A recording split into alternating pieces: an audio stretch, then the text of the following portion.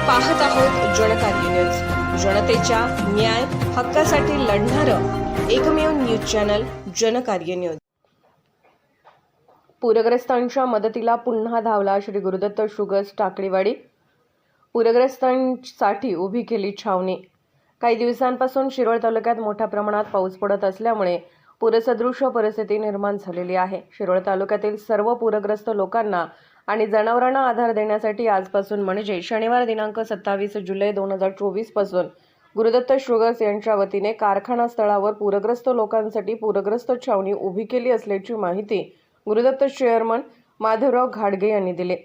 जुलै महिन्यात पुन्हा एकदा आपण या महापुराच्या विळख्यात सापडलो असताना परत एकदा मदतीचा हात म्हणून शेतकऱ्यांची, जनतेची आणि मुख्य जनावरांची होणारी बिकट अवस्था पाहून जनावरांची छावणी तसेच लोकांना निवाऱ्याची सोय करण्याचा निर्णय श्री गुरुदत्त कारखान्याचे चेअरमन श्री माधवराव घाडगे साहेब तसेच एक्झिक्युटिव्ह डायरेक्टर श्री राहुलदादा घाडगे यांनी घेतला आहे।